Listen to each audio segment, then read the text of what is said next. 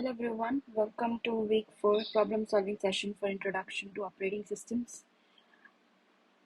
I hope my screen is visible. If not, please let me know. Yeah, let's start with the quiz questions.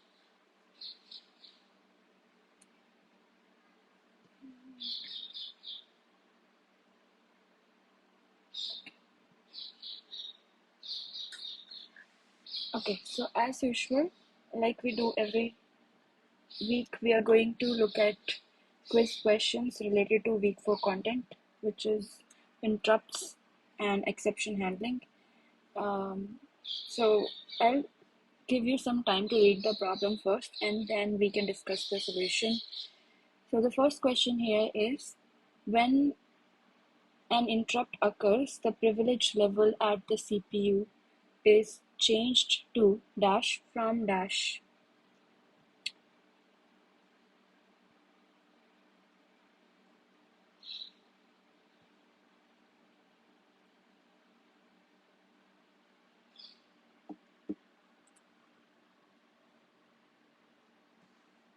Any answers?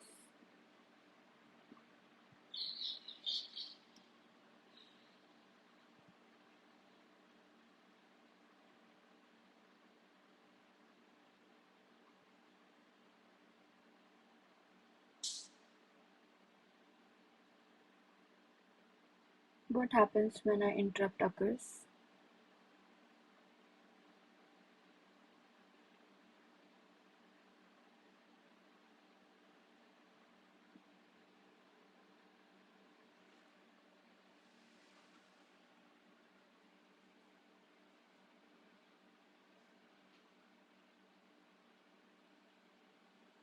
What is an interrupt?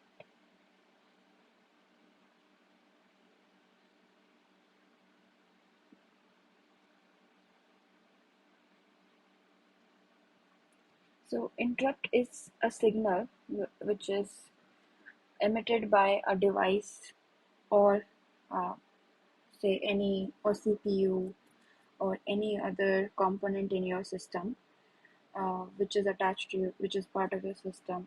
It is a signal which is which requires like maybe some action from your operating system. So when, let's say, the user presses some key on the keyboard or clicks the mouse, then an interrupt is generated. That interrupt will be serviced by the operating system. That and operating system will then, so on keyboard, if you press a key, then the corresponding key value will be sent to the application for which the input is. So during an interrupt, when an interrupt happens, then if some other process were running on your system, and when an interrupt happens, then the CPU is going to stop the running process and it will switch to the kernel mode, because only the kernel or the privileged software can handle the interrupt. Your user applications cannot. So when the interrupt occurs, then the privilege level at the CPU is changed to ring 0. Ring 0 is the privilege level at which the kernel is running, your operating system is running, and it was earlier running a user application in ring 3. Okay, so here the answer will be option number A.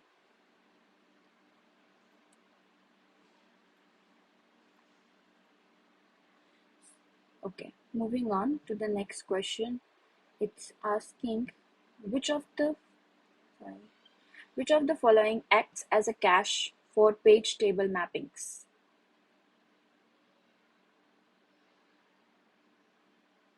So for this question, it is related to paging. So as you recall, I think in week 2 we had learnt about paging, that we divide the process memory into blocks, and each block is of fixed size, which is usually 4 kilobytes, and a page is mapped to a physical page. I mean, a block is mapped to a physical page on the RAM, and these physical pages, these mappings for the virtual pages to the physical pages are kept in a page table. So, and page table is also stored in the RAM. It's also stored in the RAM. So, in order to translate the virtual address to physical address, your processor will first have to access the page table on the from the RAM. Then it will find the mapping, and after it has found the mapping, then it can access the physical page. So what what I'm saying here, again I'll just repeat it, that I'm saying that to just to read the mapping, that which virtual page, let's say your process is trying to access page virtual page number 100, and it is mapped to some physical page number, say 200. Now to read this mapping, that virtual page number 100 is mapped to page 200, this mapping is present in the page table, and the page table is also stored on the RAM. So you will first have to access the page table. That is, you will first have to read memory, RAM, right? And that is a one memory access. Usually, multiple memory accesses are required to access the page table. In Intel processors, it's around 4 to 5 memory accesses are required. And uh, RAM access takes about 100 to 200 cycles. Okay, and then once you have the mapping, then you can access the virtual page your process is trying to access. So that means each virtual to physical address mapping, this translation is taking about 5 memory accesses. Now, how can we make it faster? For that, we cache the virtual to physical mappings in a data structure in another memory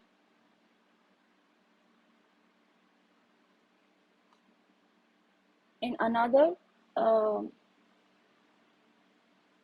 cache, and in this question you are asked the name of that cache which is used to store the page table mappings.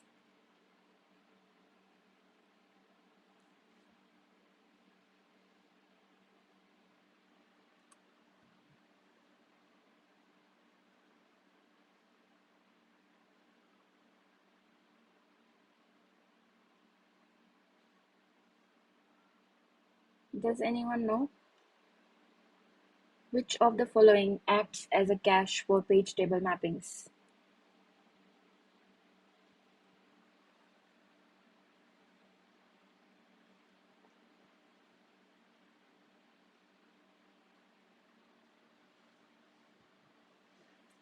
Okay, so the answer here is first option number A, translation look-aside buffer. It's TLB. It's called, its full form is translation look-aside buffer. It's a hardware, okay, where you which stores the virtual to physical address mapping. So it is very close to the processor. So it's a part of your chip set, and so that's why it's like uh, it's very cheap to just look in the translation look aside buffer. It has the mappings. So that's why this is a way by which we can avoid the cost of reading the page table on every translation.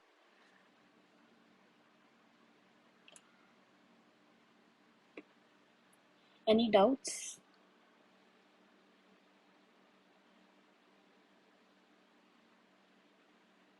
Okay.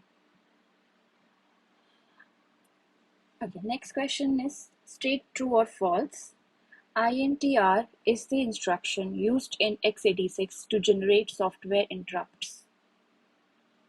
Is it true or false?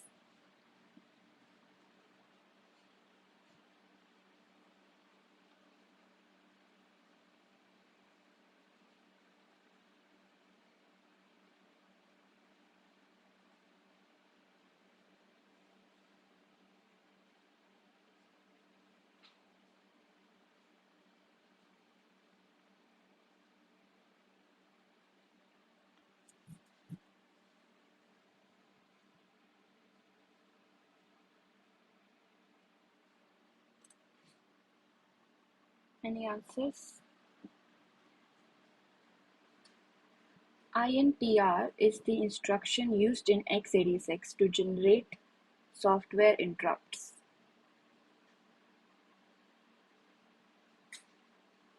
Is this statement true or false?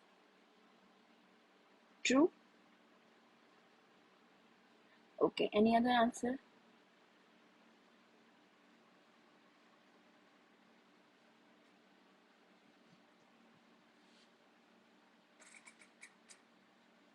Okay. Um, okay, so actually the answer is false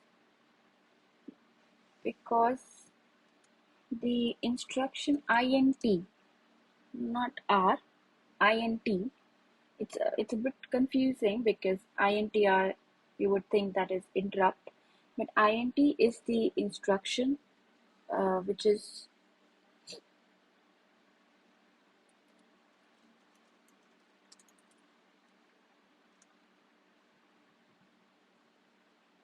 okay, but I I don't think that INTR.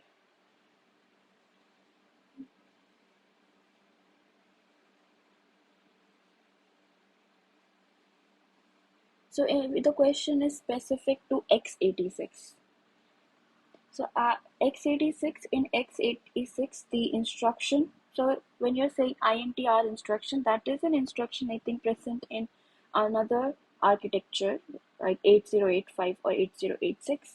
But for x86, the instruction to generate software interrupts is INT.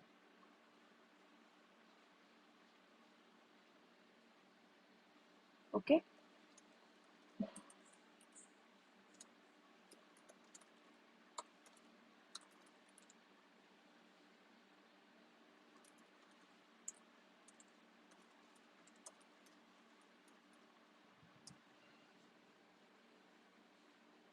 And it also takes a interrupt number as a byte value. Example int 1. So this is the interrupt number that, so it's like 1 can be a code for some particular interrupt.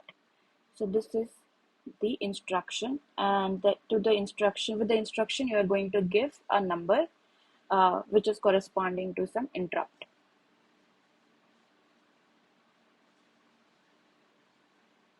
Okay, so next, any doubts?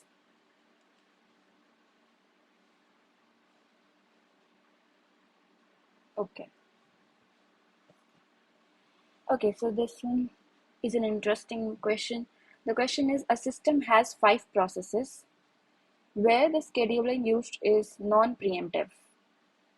What is the total number of possible scheduling? So can you tell me that what is non-preemptive scheduling? And then tell me what is the answer to the question.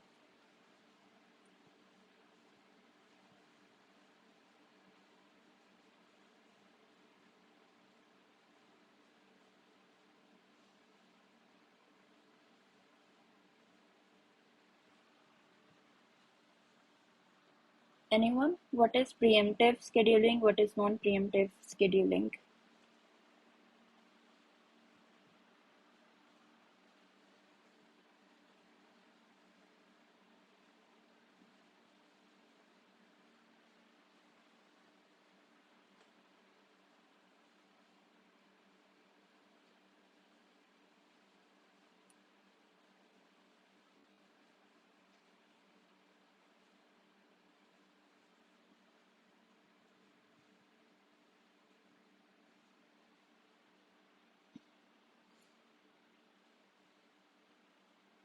Goes from waiting to ready in preemptive, waiting to ready, and from ready to waiting in non-preemptive.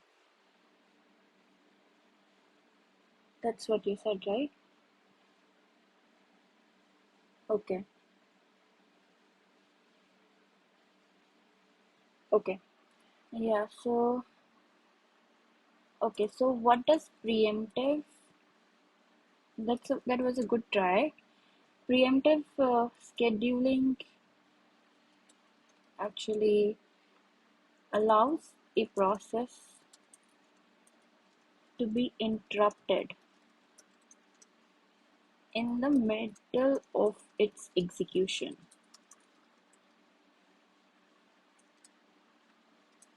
taking the CPU away and allocating it to another process. So you can, in preemptive scheduling, if a process P1 is running and if it is running and it has not finished its execution, okay, it's running, it has not finished its execution, then the OS can preempt it, okay, it can preempt P1, and then by preempt, what does preempt means? That it will move it to the ready queue. Okay, now when it preempts, then P1 will be in ready state. So it is no longer running on the CPU, and after that P2 can be started. So now P2 is running. That is preemptive. That preemptive scheduling means that the OS can take away the CPU from a running process and then it can allocate it to another process. This is not possible in non-preemptive. Non-preemptive is just the opposite, which only says that uh, non-preemptive scheduling ensures that a process relinquishes the control of the CPU only when it finishes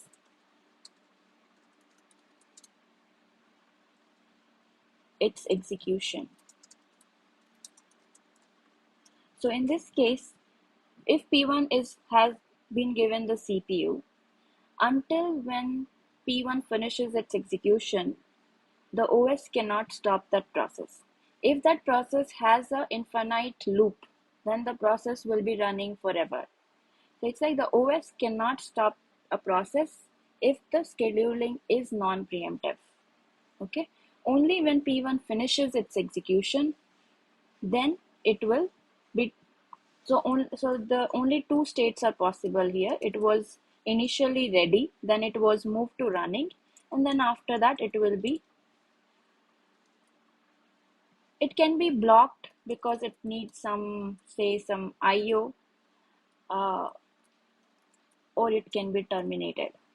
But the OS cannot remove it from the running state and put it in the ready state. Okay.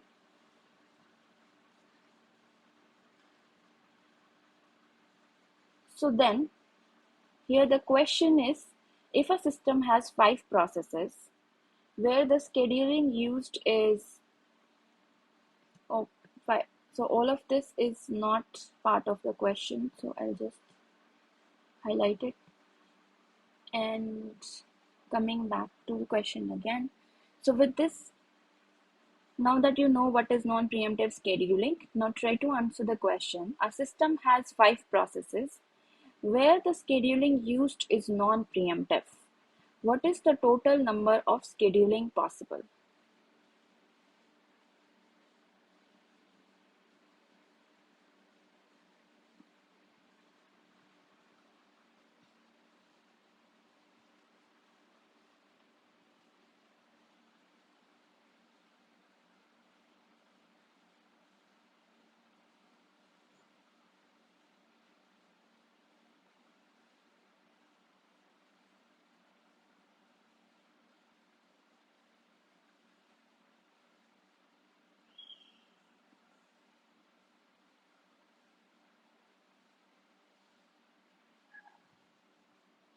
Can you speak a little louder?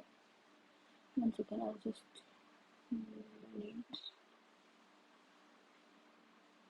Sorry. Yeah.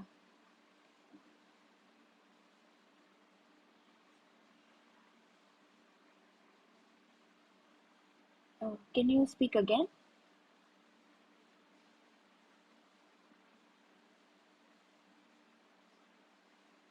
One.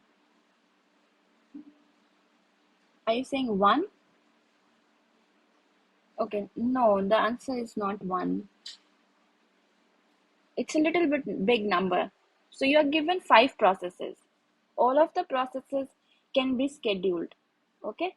And your and the scheduling that you're going to use is non-preemptive. That is, once you have allocated the CPU to a process, you cannot take the CPU from that process until it finishes its execution. Now, given that information, what is the total number of scheduling possible?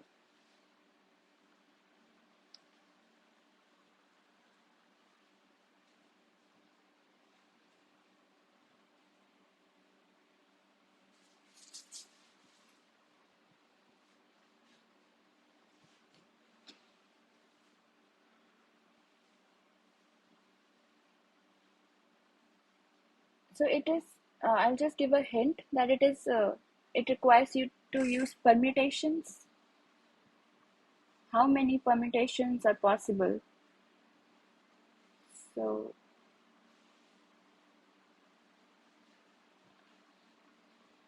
it's like you have one CPU, there are five processes, P1, P2, P3, P4, P5. Now, how many orderings are possible in which you can assign processes to the CPU?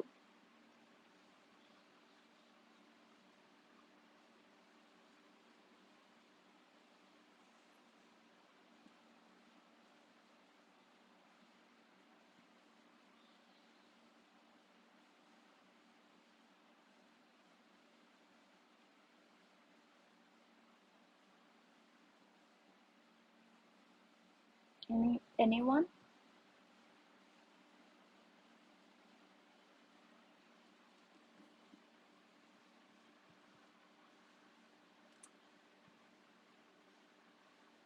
Okay. How much? How many? Yes. Yeah, that is the right answer. Yes. So the answer is 120. Let's just look how it is 120.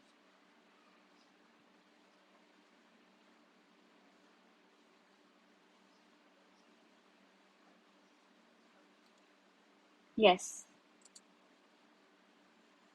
5P1. Okay. Yes.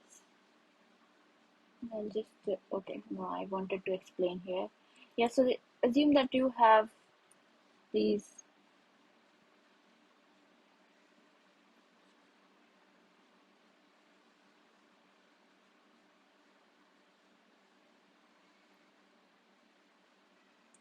assume that you have five processes. Why? Yeah. P1, P2, P3, P4, P5, and you have a CPU. Okay, that's the case. Now, when you have to assign the first process to the CPU, you have five options. It can be either process 1, 2, 3, 4, 5. So there are five options. Now, when the process which you assign to the CPU finishes, let's say it is process 1, when it finishes, now you're left with four processes. That is four choices to assign to the CPU. So five, first time you had five options. The next time you have four options. Then next time only three processes will be left. Then three, then two, and then one, which is 120. Okay, so this is the total number of orderings which are possible in which you can assign these five processes to the CPU. Is it clear? Okay. Any doubts?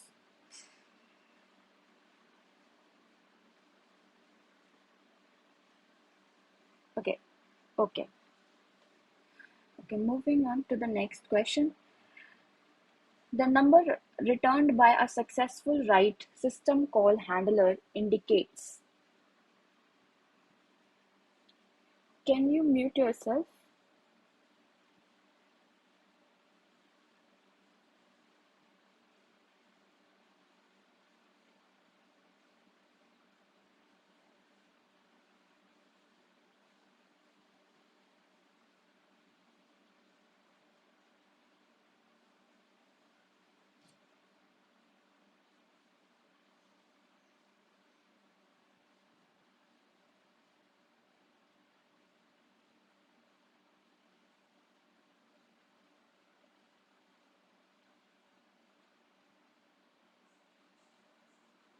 So the question is about write system call. Why? What is the use of write system call?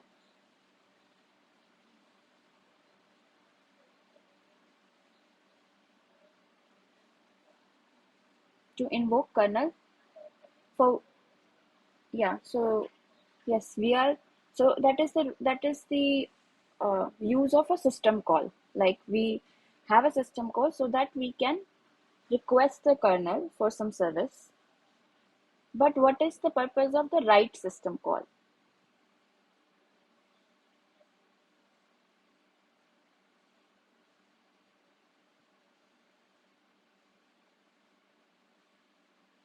So the name is saying that we want to write something and we're requesting the kernel for that. Yeah,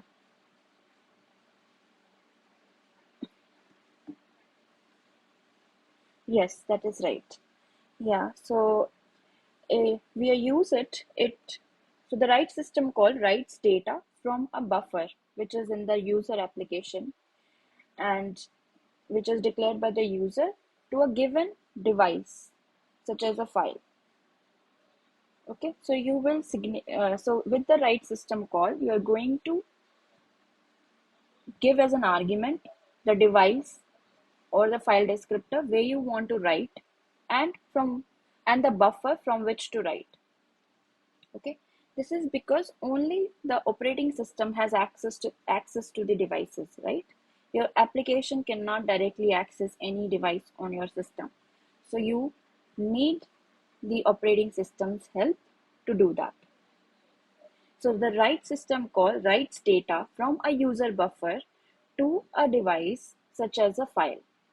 Now the question is asking that this write system call, it returns a number. Okay, the return value is a number. Now what does that number indicate?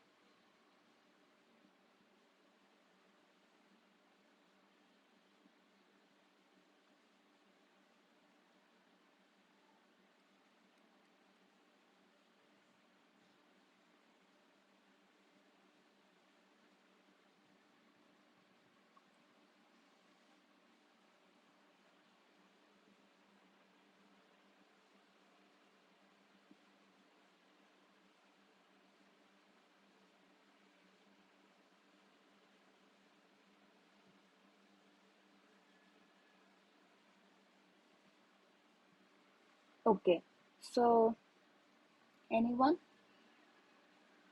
The return status of the system call. Okay, any other answer? Yes, that is true. Yes, that is true. So any other answer?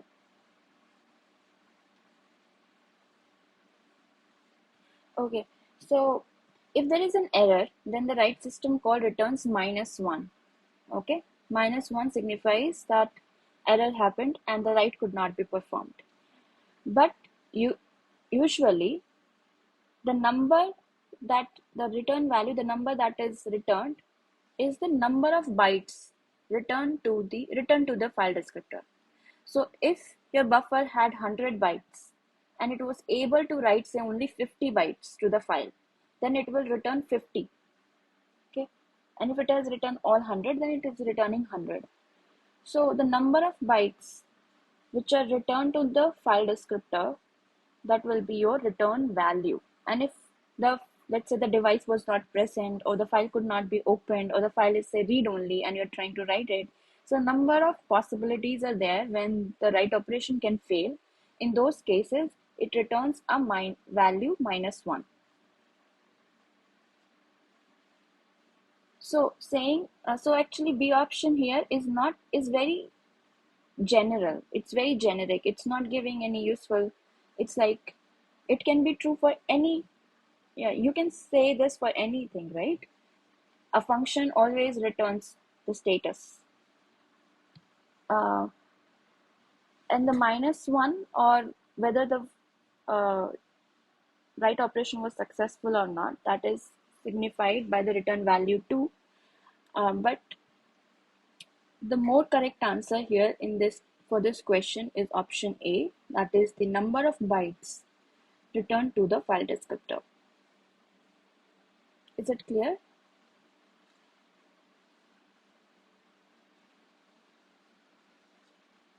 Okay. Any doubts? So similarly, what will be the return value of a read system call?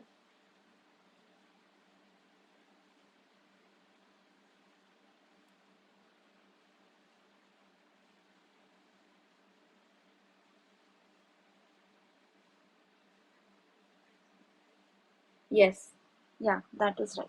So that will be the number of bytes read. Okay, next question is true or false? Kernel stack is used to store the function arguments during system call.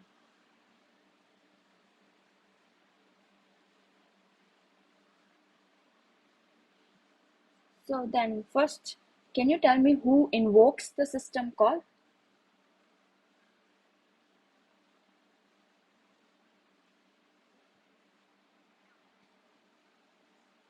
Yes, so the trap happens, but who who is making the system call? Where is the system call, say write system call present? It is part of your code. Where is that code running?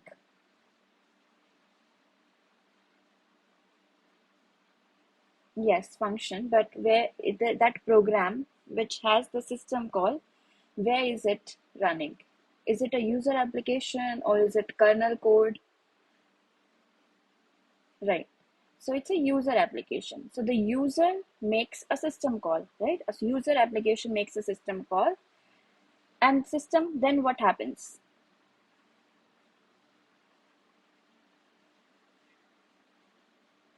Yes. So when a system call happens, when a system call is executed, then the CPU will change the privilege level to the uh, kernel, yeah, ring 0 kernel mode. Now the kernel gets the control of your system, and kernel will then look at the system call number, and then it will start the corresponding system call function. Now when your process invoked the system call, it must, like let's say it's trying to write to a file. Now your process, your user application needs to tell which file to write to and which data to write to, right? Those are the arguments. Now the question is saying, can those arguments be stored on the kernel stack or not?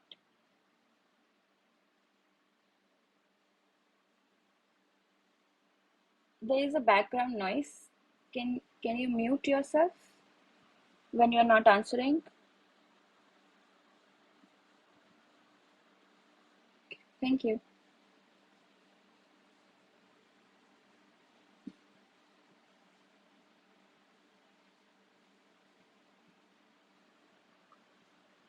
So So in case of a write system call, your user application will be telling to the kernel that I want to write this buffer data to file number 2, say. So these two informations are function arguments. Where can these function arguments be stored? Can they be stored on the kernel stack or not?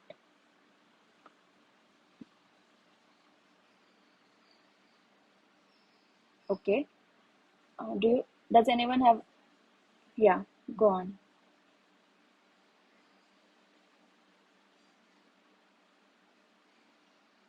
Okay. Okay.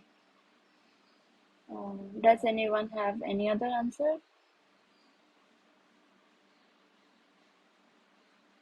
Okay. Yeah, so that is right. So the user application cannot write to the kernel memory. So it cannot write to the kernel stack also. So this statement is false. And as you said correctly, that if it is passing any arguments, then it can only pass them as by writing it to its own memory, or by writing those arguments in some registers which can be read by the OS. But it cannot write anywhere in the kernel memory. Okay. So that's right. Answer here is false.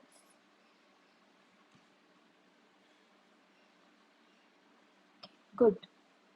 Next question is state true or false. Stack switching happens during nested interrupt handling. So first, what is a nested interrupt?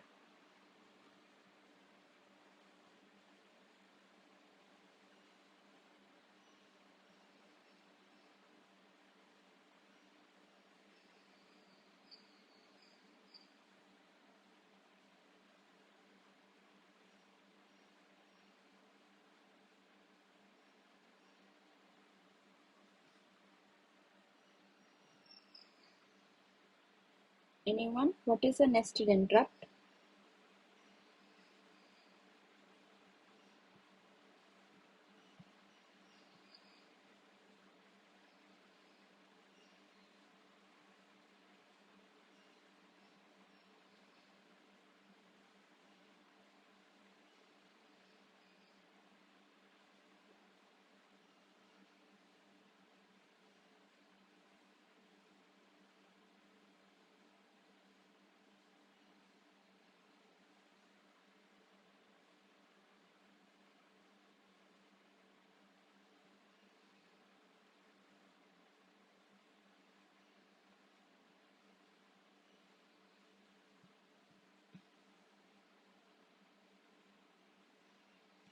Okay, uh, so your IO devices, they are actually organized in a priority structure. That is, let's say if user presses the keyboard key, that will generate an interrupt. And if the battery of your laptop is, say, draining and it is about to shut down, then that is also an interrupt which will be generated. And there, on a mouse click, or if your network card receives a packet from network from some, then that's also an interrupt. So all of these IO devices which are generating interrupts, they are organized in a priority structure, which means that if an interrupt is coming from your power component, then that is given a higher priority than the interrupt which is generated by your keyboard. So what happens, let's say if a user has pressed a key and that interrupted your user application program, and your operating system is now servicing that interrupt. Now during that interrupt handling, if another interrupt happens, which is of higher priority, then the current interrupt will be stopped, current interrupt service will be stopped, and the higher priority interrupt will be serviced first. So this is nested interrupts. That is, when your OS is servicing an interrupt, another interrupt happened, which is of higher priority, and your operating system stops the servicing of the first interrupts and starts handling the new interrupt. So this is nested interrupt handling. Now what happens when the first interrupt happened? When an interrupt occurs, your user application was running.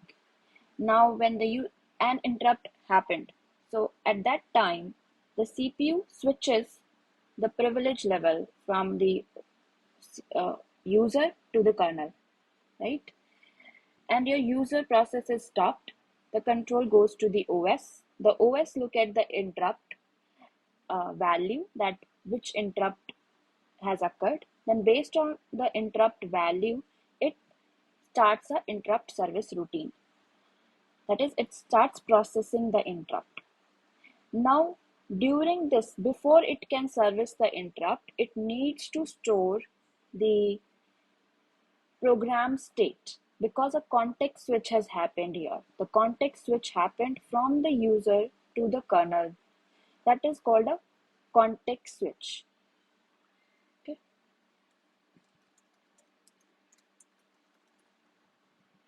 I hope you all are familiar with this term, context switch. So context switch happens in during interrupt handling.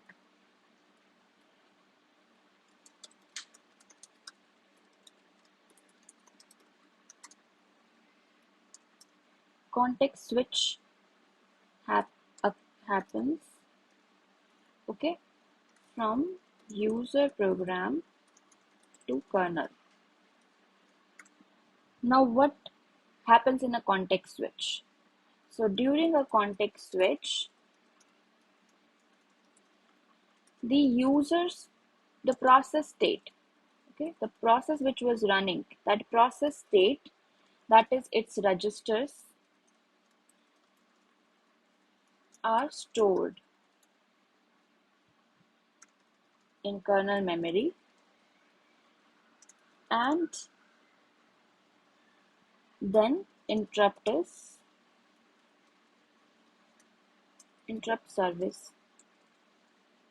interrupt is service routine is started.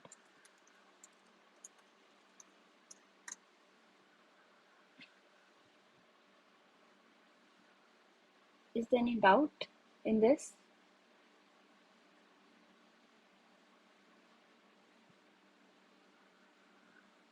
And here the stack has also switched, because your process was running. When your process was running, then you were using the process stack. Okay, the CPU was running the process, so it was using the process memory, that includes the process stack. Now kernel is running, so kernel stack will be used after the context switch, because now kernel is running. And the process state has been stored. Whenever the interrupt service routine finishes, when interrupt handling finishes,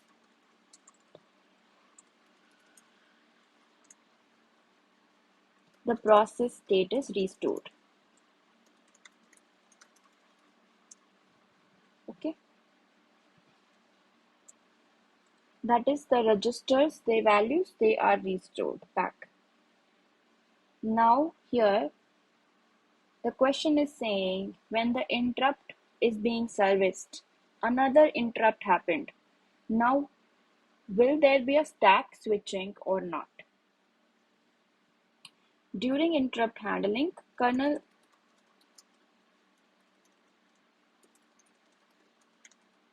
stack is used. Okay.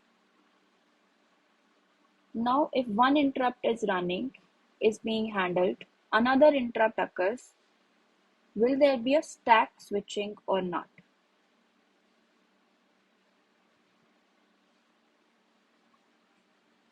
Which stack will you use? But already the kernel stack is running, no? Sorry, already the kernel is running and kernel stack is being used.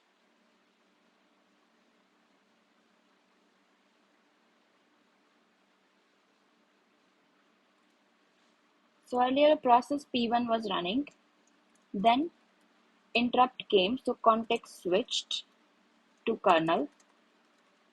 Kernel is handling interrupt 1.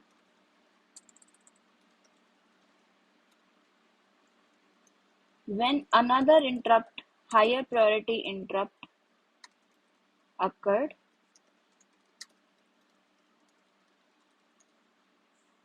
So now kernel needs to handle this interrupt 2 first. Let's call it interrupt 2.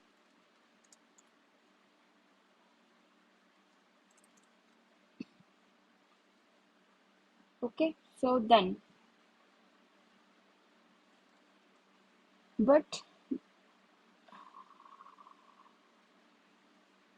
this will not, already your kernel is running when it is handling interrupt 1. Now if another higher priority interrupt occurs, and if that is to be handled by the kernel, there is no need to switch the stack. The same, because it's everything is happening inside the kernel only. The kernel will now start handling interrupt 2. Once it has handled interrupt 2, it will then handle interrupt 1. All of this information will be stored on the kernel stack only.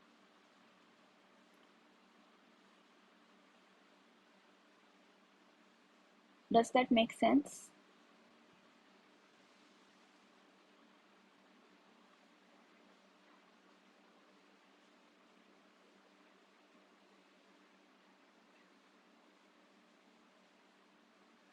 Can you repeat? Yes. Yes. Yeah, that is true. So it is similar to the stack functionality is similar to in your is LeFo, and this is stack function similarly in both user space and kernel space. But since kernel is handling a function, so it's some function is running inside the kernel, then an interrupt happens. That means the control is switched to some other function, but everything is still happening inside the kernel only. So there's no need to switch the stack. The same stack can be used. And as you said correctly, LeFo will be used. LeFo is there. So first interrupt 2 will be handled, which is the higher priority interrupt. After that, interrupt 1, which is of lower priority, will be handled. So here answer will be false.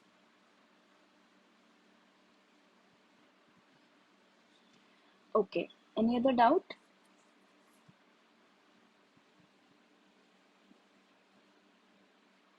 Okay. Okay.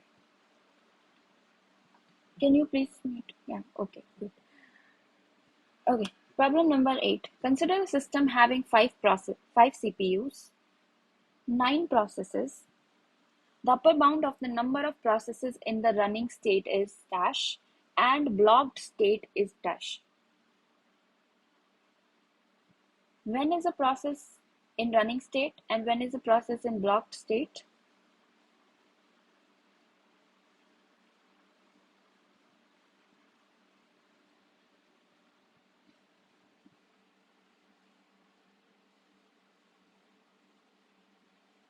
Anyone?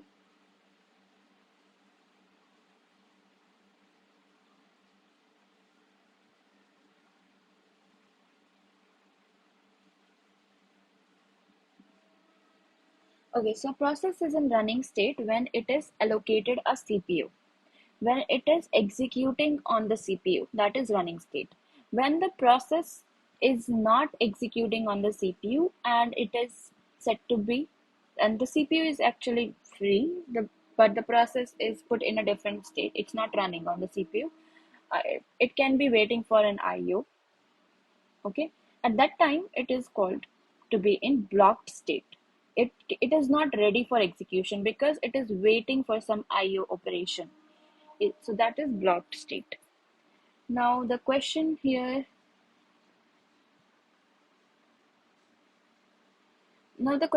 is saying that consider a system having 5 CPUs, 9 processes. The upper bound of the number of processes in the running state is dash and the blocked state is dash.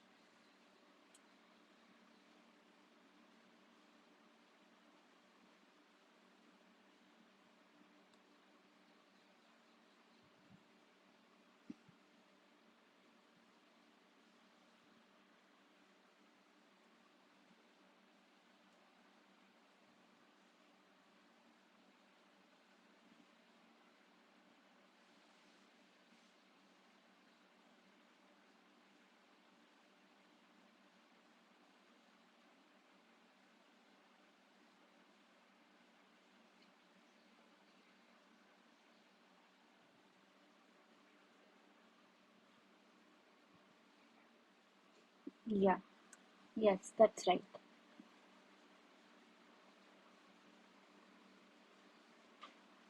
And what will be the next one?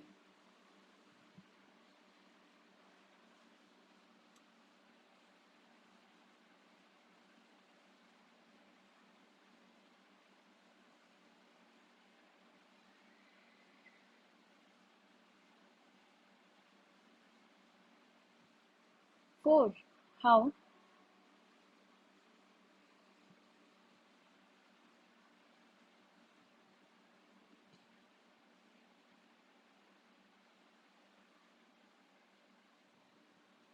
I'll go back to question.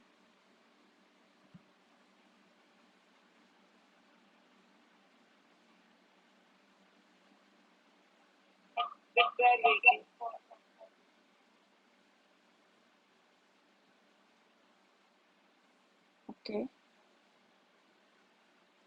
Mm, okay. So what is your answer then?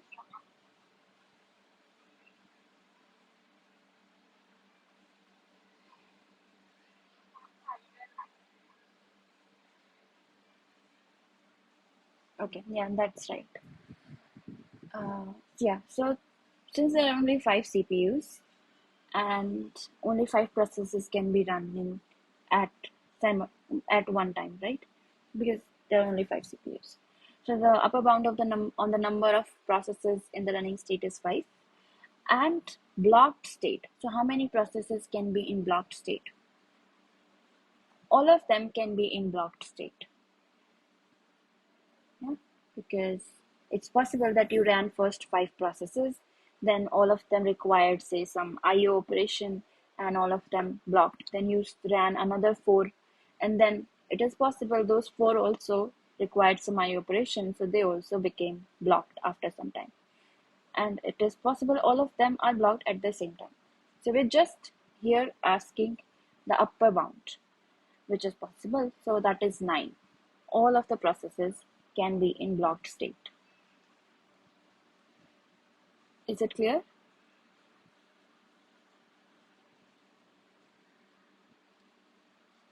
Okay.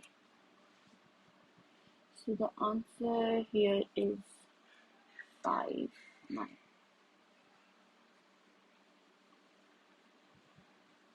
Next. Which of the below statements is false?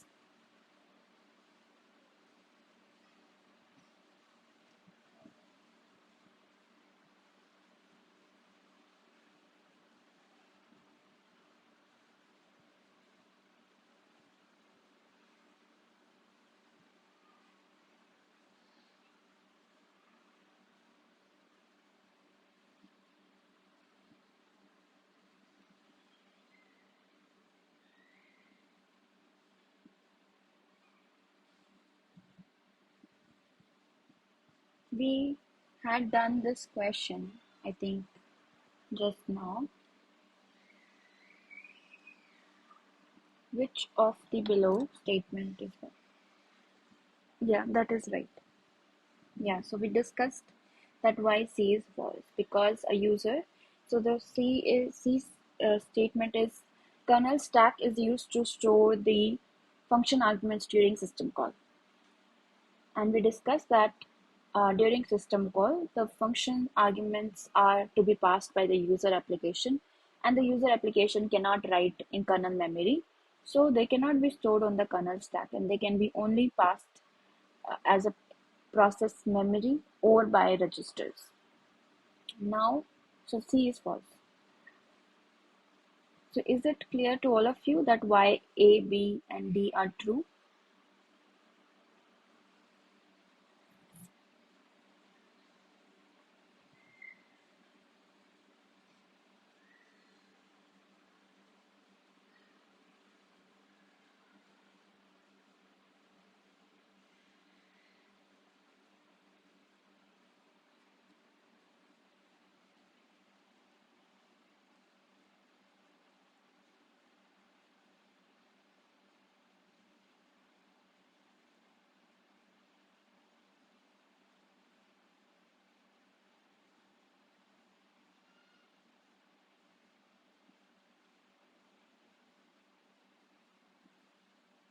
Any doubts in statement A, B, D?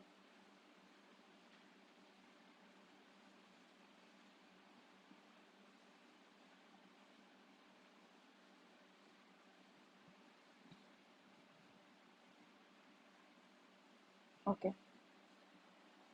Okay. Hmm.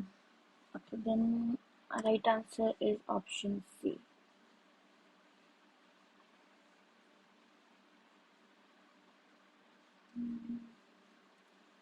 Okay, problem number 10. A double fault is a fault that occurs when a CPU is trying to call an exception handler.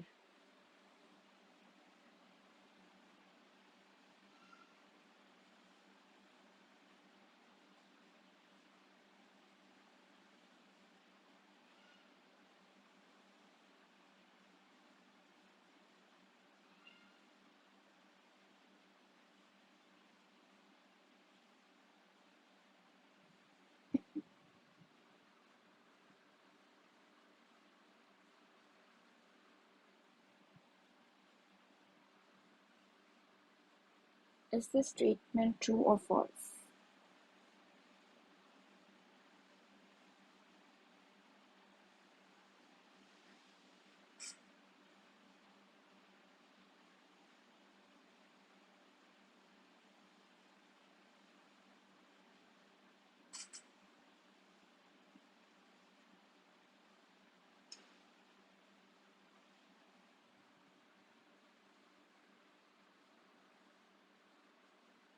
Okay. Hmm. Okay. So, so double fault is actually like similar to the nested.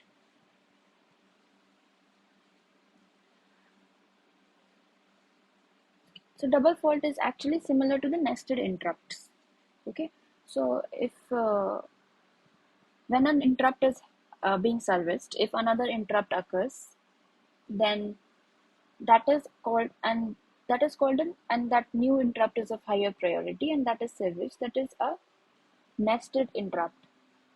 Similar to that, if a fault occurred and if that is being serviced, if the fault is being handled, then at that time, if another fault occurs, then that is called a double fault. For example, if a page fault occurs, that is your process virtual page doesn't have a mapping. Okay, there is no physical page has been allocated to that virtual page. Now, if that is the case, then the CPU will generate a page fault, which will be trapped by the operating system. Now, operating system will then try to allocate a physical page to the virtual page.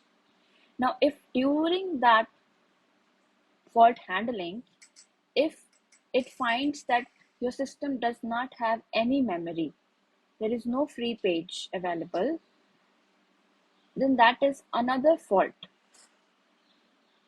So that fault, uh, so since already the CPU was running, it was already, your OS was already handling a fault, and if another fault happens during the service of the first fault, that is called a double fault.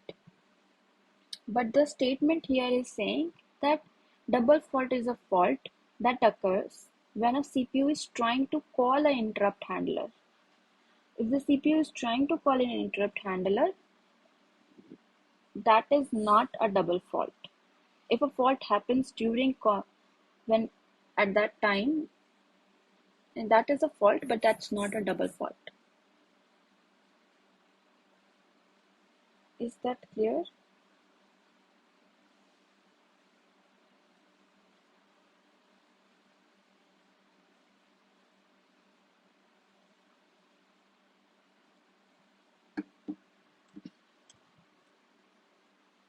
Okay.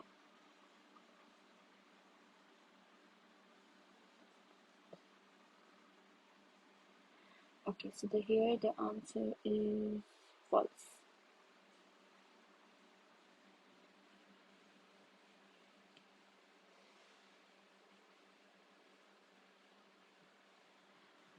Okay. Next question is, a system has n processes. Here n is missing, I think.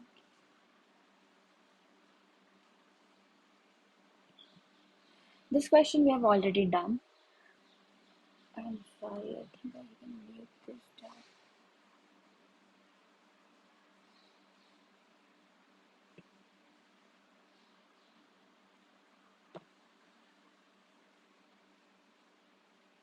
Okay, a system has n processes, and with a new non-preemptive scheduling, what is the total number of scheduling possible?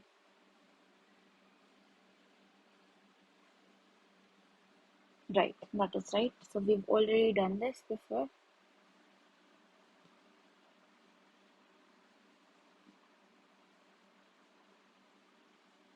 So right answer is, anyone has any doubts?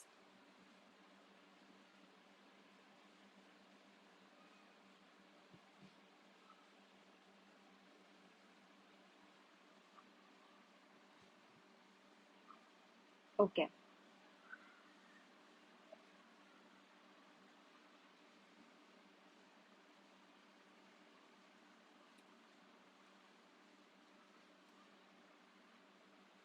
Could you mute yourself?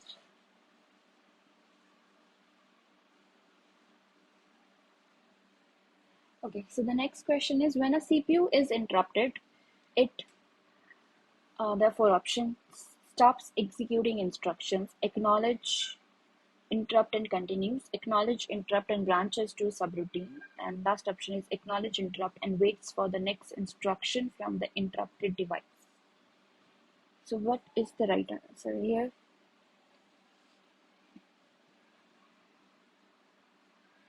Okay. Uh,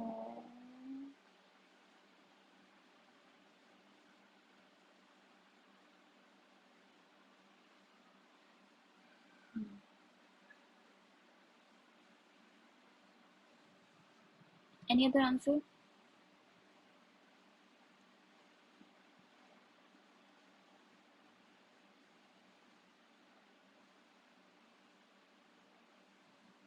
D. Okay.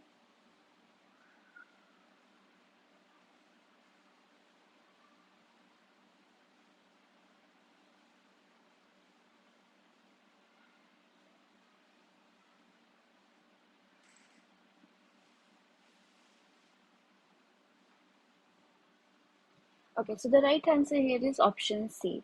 Now, when we say acknowledge a interrupt, acknowledge means that it just acknowledges it. Say, like, it just knows that this interrupt happened, but it did not do anything. Okay, it did not service it. It did not. Uh, it knows that the interrupt happened, and it has it just acknowledges that it happened. It did not run any code to service that. Okay, so acknowledge interrupt true. Whenever the interrupt happen, the first of all it needs to acknowledge, okay, this interrupt has happened. But after that, when an interrupt happen, our interrupt service routine is started, right? So you first look. So first the interrupt happens, then with that interrupt, a code is given, a value is given, which indicates which type of interrupt happened or from which device the interrupt happened. Then based on that, it is going to start another code, that is the interrupt service routine, which is going to handle the interrupt. So when you say acknowledge interrupt and continues, that means that your user program was running, interrupt happened, your OS got the control, but it just acknowledged the interrupt, did not service it, and then it gave control back to the user application without servicing the interrupt. That's not true. Okay, and option D is saying that interrupt, it waits for the next instruction from the interrupted device. So the devices do not give instructions. They do not give the code to run. The code is already part of your kernel. The devices are giving you here some data, which can be from the keyboard, the key, from the network interface. from the network card, and I see it is the packets which are coming from the network. From the disk, it can be the data which you are trying to read from the file. So they are giving you data, but they are not giving you any instructions to run. Okay. So when the CPU is interrupted, it acknowledges, the OS acknowledges the interrupt, and then it branches to a subroutine, to a code, to a function corresponding to that interrupt. Is that clear?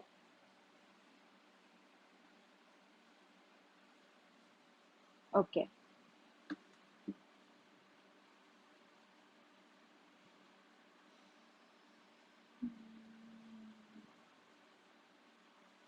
So right answer is option C. Now, okay, this is also more generic question than the question that we have already done. Here the question is saying, consider a system having n CPUs, k processes, where k is greater than n. That is, the number of processes in your system is more than the number of CPUs. Now calculate the upper bound for the number of processes in the running, ready, and blocked state.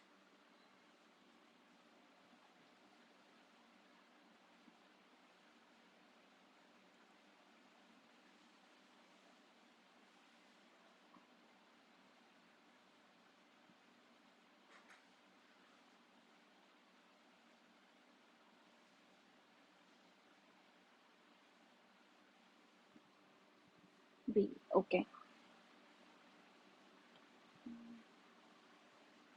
Any other answer, or anyone has answers?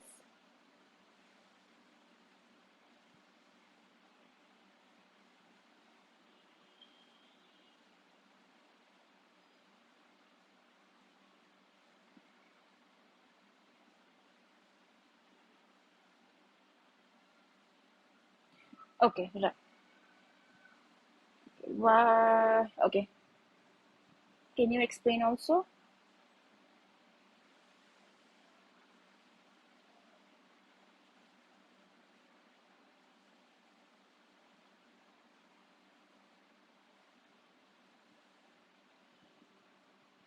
So option B is right.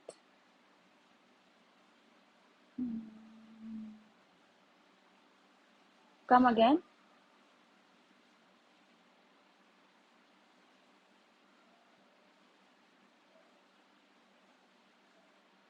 Can you repeat it?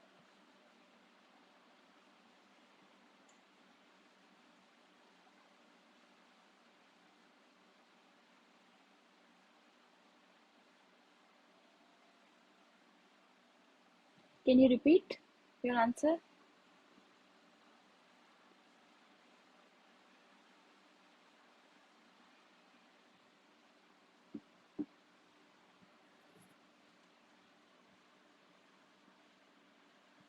Can you repeat your answer? D. This one? Okay. Okay. Okay, so actually the right answer is option D. Can anyone, like those who gave the right answer, can they explain?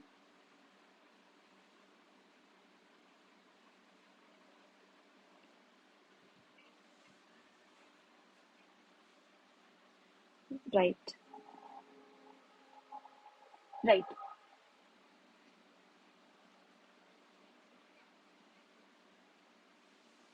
Right.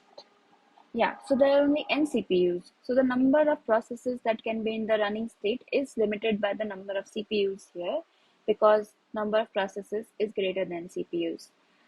So here the upper bound on the number of processes in running state is n. And ready means that your process is ready to run, but it has not been allocated a CPU.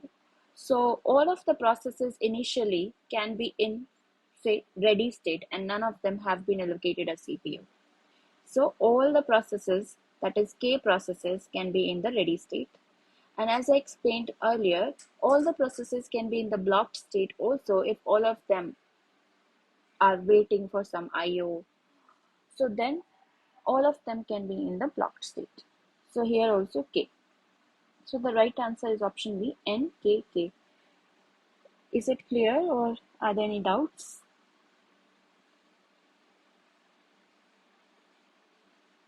Yes. So here we have, so there are N CPUs, right? And you can run one process on one CPU. So since there are N CPUs, one second. So since only one process can be run on one CPU and there are only N CPUs,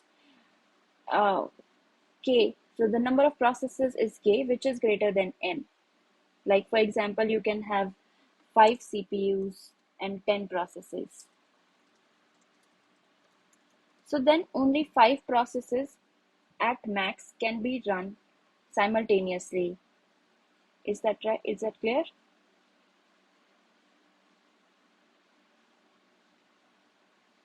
Is that clear?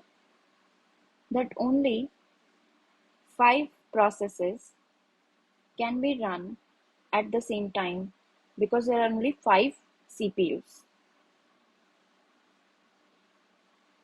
You had 10 processes in your system, but only 5 can be run at the same time. That is, the maximum number of processes in the running state can be only 5, which is equal to the number of CPUs.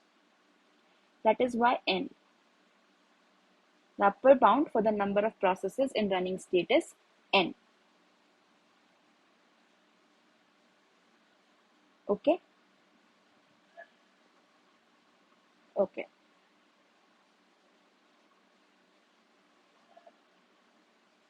Okay. Yeah, so when is a process in block state? If your process was running and if your process required an IO, for example, it wants to read the disk.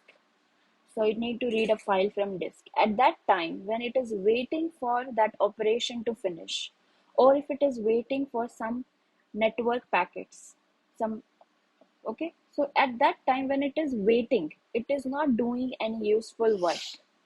It is not running any, and no instructions are running for that process. That process is moved from the running state to the blocked state. Okay, when a process is waiting for IO,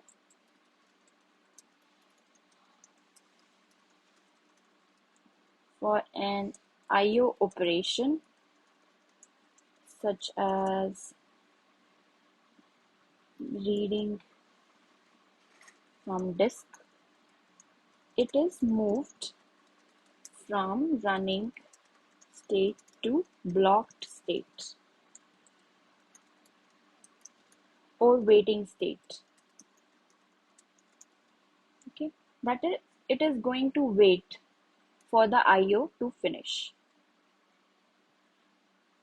Now when it is, the question is saying how many processes can be waiting state, can be in waiting state. And I'm saying that all of them can be in the waiting state. It is possible that you ran n processes initially, all of them required some IO operation, all of them blocked. Then you ran the next set of ready processes, and it is possible that all of them also required some IO and they also became blocked after some time. So if there were 5 CPUs and 10 processes, you first ran 5 processes on your CPUs, assume that all of them blocked, then you ran the next 5, and now again assume that all of them got blocked. They're all, now all of your processes are in the waiting state. They're waiting for some IO operation to finish. It can be reading from the disk. So since one process data is being transferred from the disk, now if another process accesses disk, it has to wait, right? Because the disk can service, I think nowadays disk have multiple heads probably, but let's say if it is, if your device can service only one request at a time, Then if all of the processes need service from that device, then all of them are going to be blocked. Is it clear? Okay. Okay. So the answer is here NKK. Now we will look at the next question. So next question is an like continuation of the previous one. It is saying again you have n CPUs, k processes. Now calculate the lower bound for the number of processes in running state, ready state, blocked state.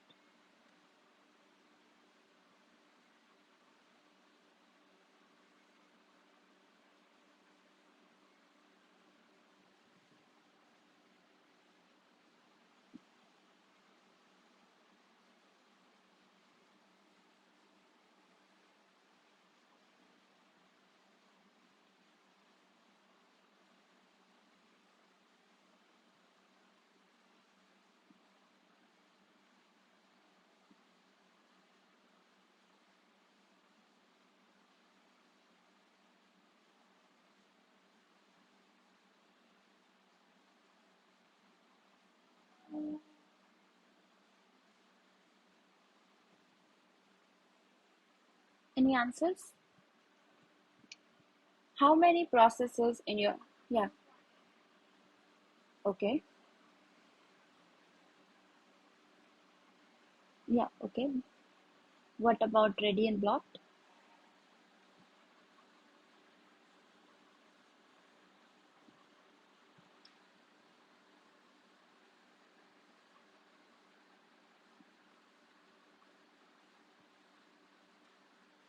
So I'll just like to clarify that when you are trying to compute this lower bound,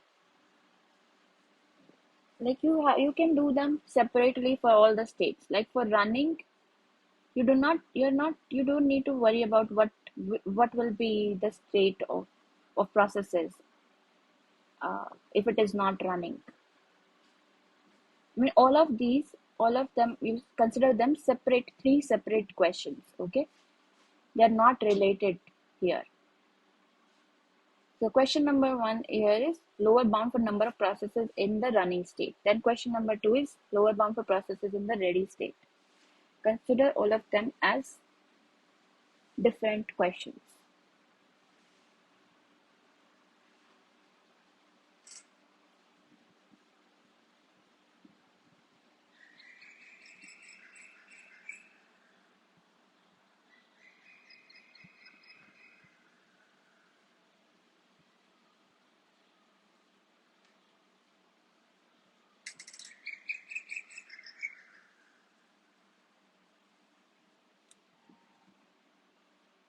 Any answers?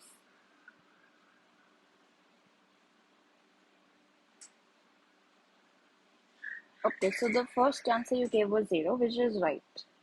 So it is possible that none of the processes is running. All of them can be either in ready state or blocked state. Now what about ready? What is the lower bound for ready state?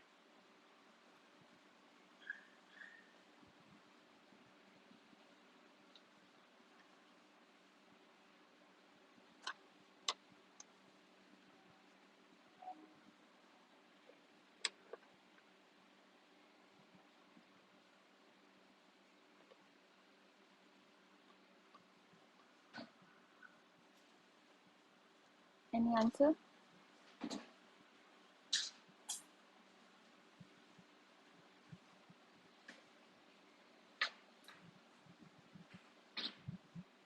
Why is that?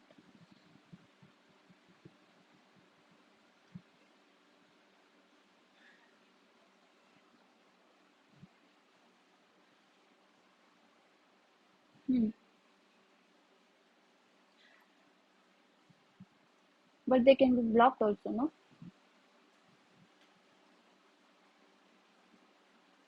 Right. Yeah. So the answer here is option B, 000. In the first, so first, when you're considering running, if you can say that No process is running, all of them can be in ready state. So 0. Then for ready, you can say that none of them is ready. All the processes are either running or blocked. So 0. And for blocked, similarly, you can say all the processes are either in ready state or running state and no process is blocked.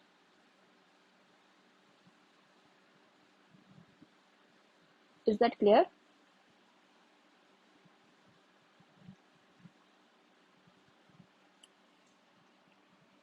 Okay.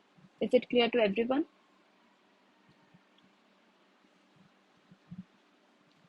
Okay, good.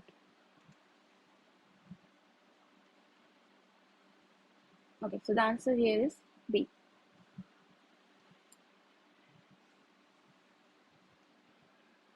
Question 14. Which one of the following is false? Kernel level threads cannot share the code segment. B is user level threads are not scheduled by the kernel. C is context switching between user level thread is faster than context switching between kernel level threads. And D is when a user level thread is blocked, all other threads of its process are blocked.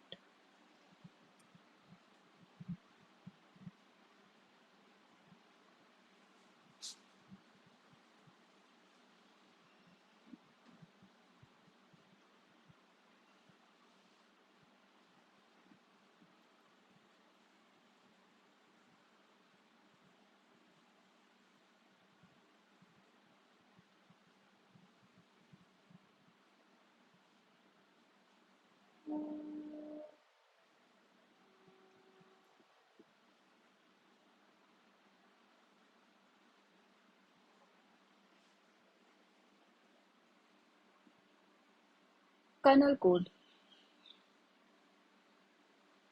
So all of the kernel code.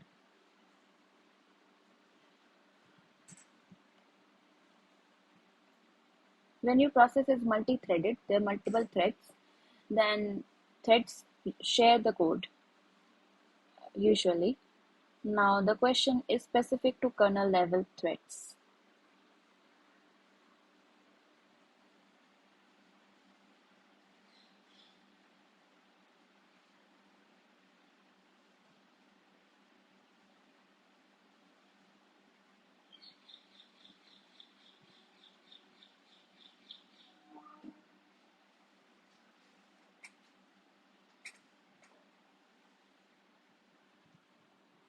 Option B. Okay, is it false or true? It's the question is for false.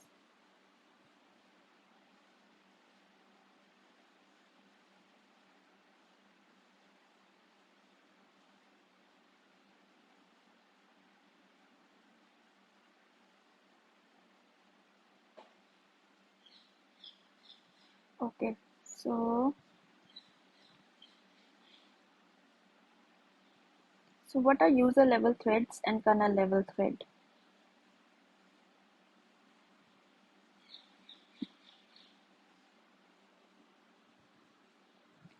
Yeah, B is not correct answer. So user level threads and kernel level threads. What are they?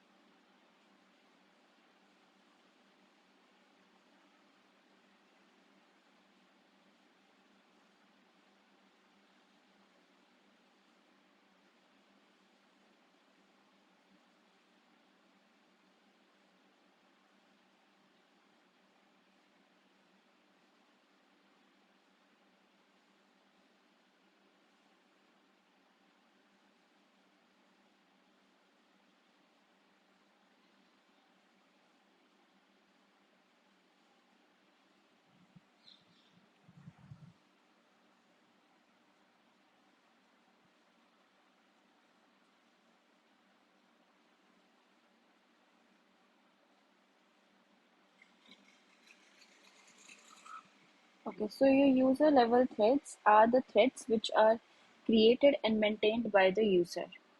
Okay, and your kernel level threads are created and maintained by the kernel. So since your user cannot schedule, it cannot schedule the code on the CPU, only the kernel can do it. Okay, but the user, what is the advantage is of using user level threads? So if your process has user level threads, say T1, T2, then the process can decide which thread to execute. Okay, so it can decide that whether to run first thread or the second thread. So that scheduling decision is not made by the kernel, because kernel does not even need to know which user level threads are present. Okay, so user level threads are there in the user space, in the user application. So, and they are not scheduled by the kernel.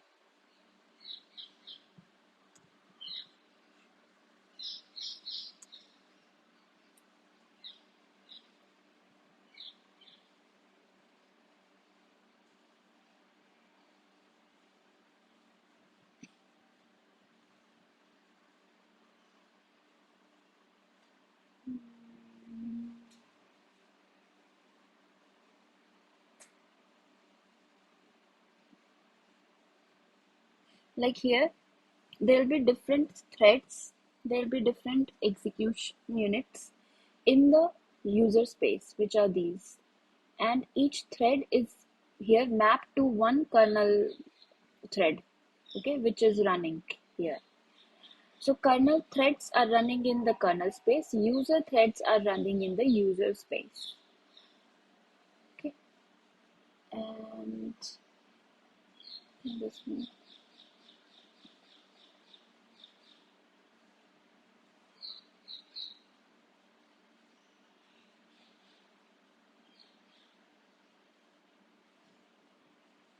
Like this image. So your user space, they are user level threads, and this is your, actually this is your entire process which has these user level threads, and they are mapped to kernel level threads. So user level threads, they are created and maintained by the user, and the kernel level threads are created and maintained by the kernel. So that is why, since the user creates the threads himself or herself, the kernel does not know which user level threads are present, how many user level threads are present. So it doesn't have that information. Okay, so that is why it cannot schedule them. Only the user can schedule them. Like user can say, okay, first thread 1 is running, then if this event occurs, then thread 2 is running, and so on. So that code has to be done by the user. So user level threads are not scheduled by the kernel. So option B is actually true. Now, option C is context switching between user level threads is faster than context switching between kernel level threads. That is true, because your kernel level thread is running on the CPU, okay? And your user level threads, they are part of the same application, right? And as you may know, the threads are lightweight. Why are they lightweight? Because if you switch from one thread to the other, you do not need to change the page tables, the code, etc. Nothing. You don't have to do any context switch, right? You're not changing from one process to the other. Your threads, they have different stacks, registers, but they share the code and the files, right? So since the context to switch from one thread to the other thread, you will only need to do some, say, some register store, etc. But that privilege level is not being changed. It's because they are sharing the code and the same page table and everything. So the switching, the context switching between the user level threads is faster than the context switching between the kernel level threads.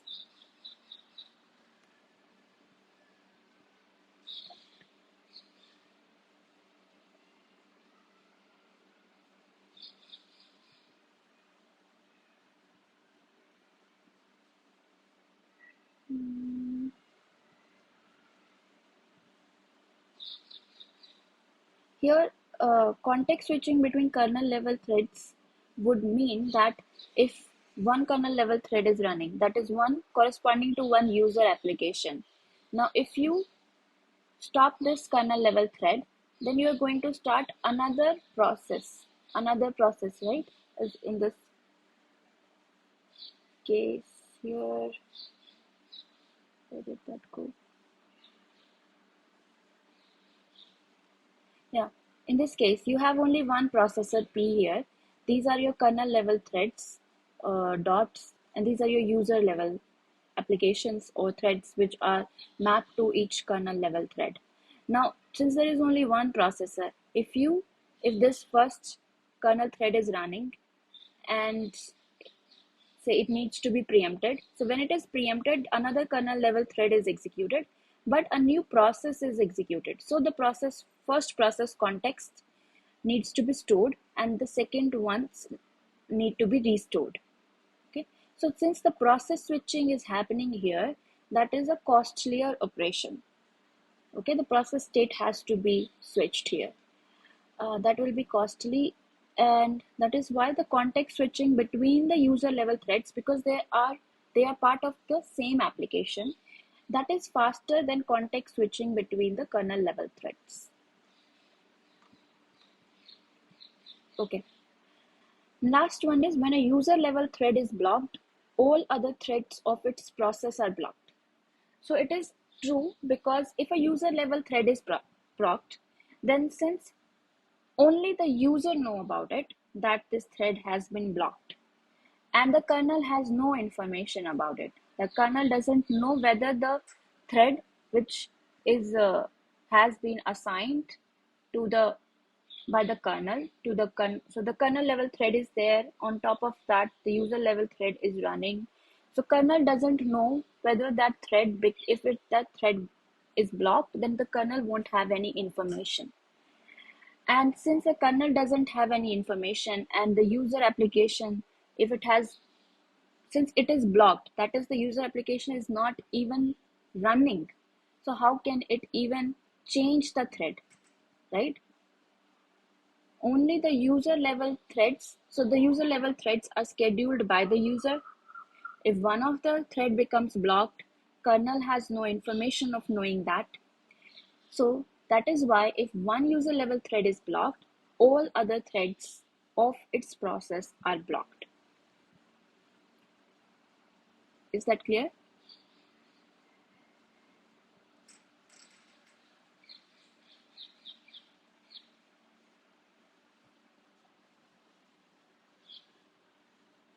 Okay. And the first option is kernel level threads cannot share the code segment. So that is false. The kernel level, all like threads, why are threads used? Threads are used because they can share the code segment. Because they are lightweight execution units, because they use the same page tables, that is the same code and data in the heaps. Only the stack register values, value of program counter, they are different for the threads. Rest of the process memory can be used by kernels simultaneously, so they can share it. So option A is incorrect. Option B, C, D, these are correct. And do you have any doubts in this, the explanation I gave?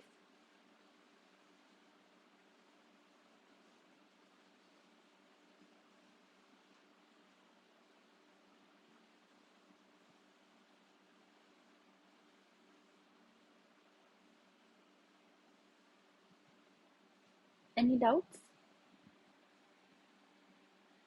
Yeah, so I understand that this user level thread, difference between user level threads and kernel level thread, and what are they? This can be confusing actually. So if you have any doubt, I'll try to clarify. If you, or you can also go and read more about it.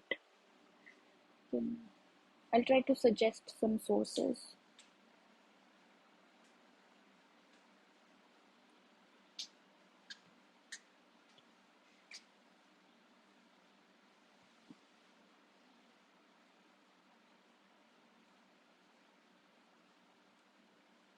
Any doubts?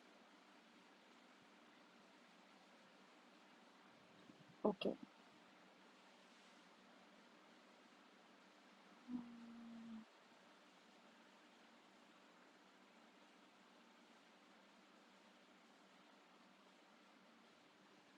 Okay.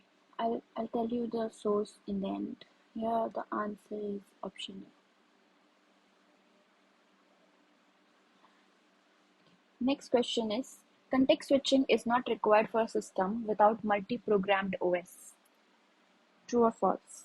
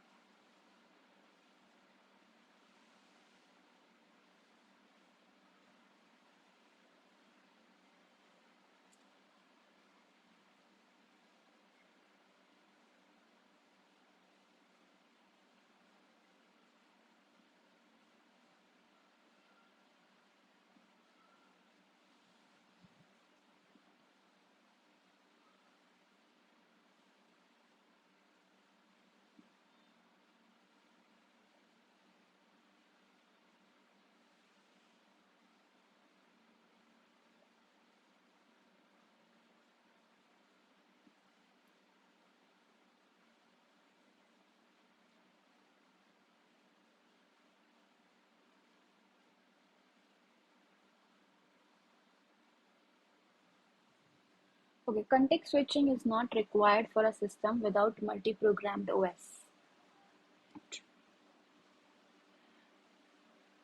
Yeah, so why is that?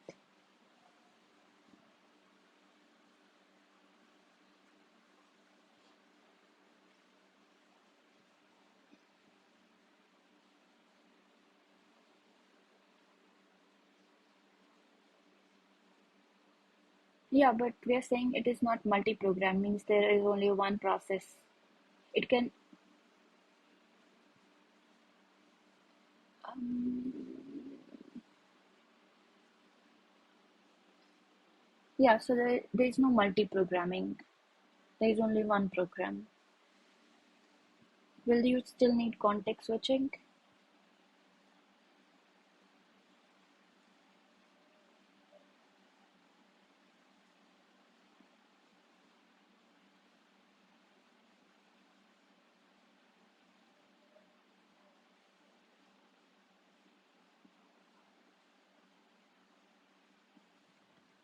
Yeah. So will you need context switching at that time?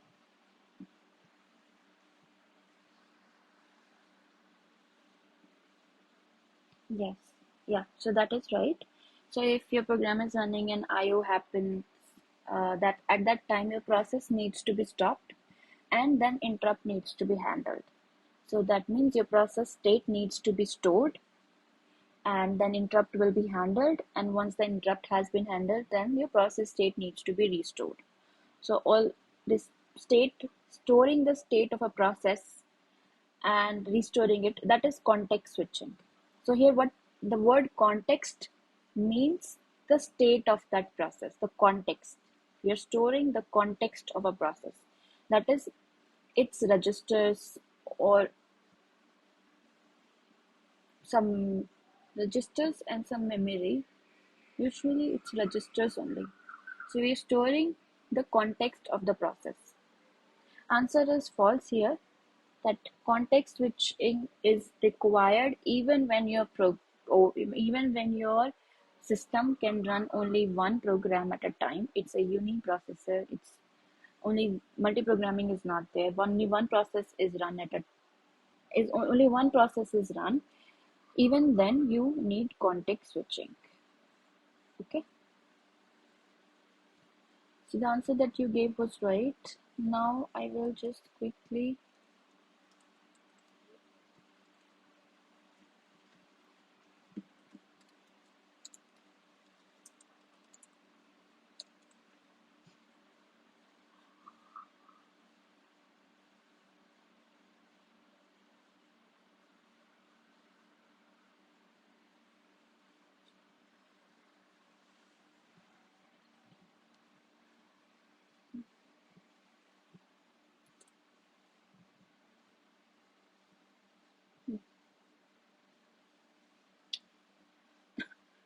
So from this, so the paper is scheduler activations. It's effective kernel support for the user level management of parallelism. You don't need to read the paper. I mean, it's you can read it if you're interested, but it's not. I think you won't need any of this. I'm only suggesting it because I'll only suggest some parts of it which I think are can help you understand user level threads and kernel level thread. So you can read this section number 2, okay, from there. User level threads, performance advantages and functionality limitations. So here you will learn the advantages of user level threads. The advantages that user level threads offer relative to kernel threads, and the difficulty that arise when user level threads are built on top of interface provided by the kernel threads or processes. So you don't need to understand everything, but just if you have time, you can go through it. It's two or three pages, and you can try to understand as much as you can, and also take help from some other uh, online resources. And you can read maybe these two paragraphs. One paragraph here: user level thread execute within the context of traditional processes, till here. This one paragraph here, and then section number 2, until you understand, maybe only till like 2.1. I think that is enough. No, 2.1.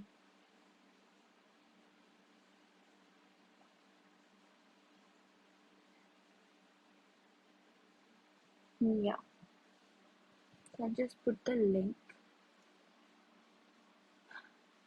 Yeah, so I'll just say this paper is not about user level thread and kernel level thread. The paper is actually about that what are the limitations of user level threads, uh, and how can those limitations, how can we effectively, we can have effective kernel support for user level management of parallelism. So as we were discussing here, that in this, that the user level threads are not scheduled by the kernel, because the kernel doesn't have any information about which user level threads are present in the application.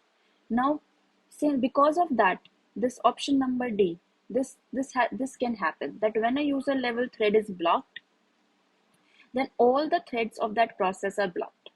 So it's like the process is blocked, and since the kernel even doesn't know that the process is blocked, the kernel will not even remove that process, and the CPU might be just not being utilized at all, because the process is just blocked.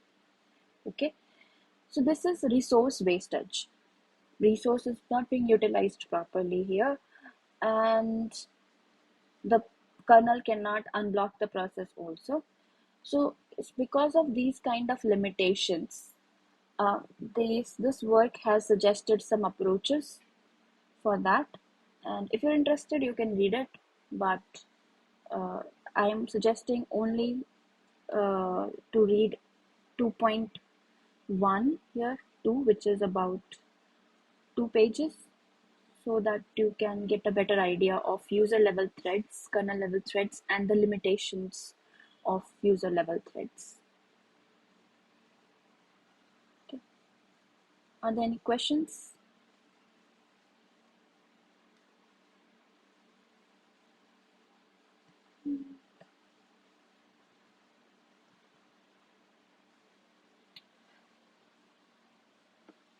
Okay, are there any questions? Okay, okay, if there are no questions, then we can end the session and stop the recording.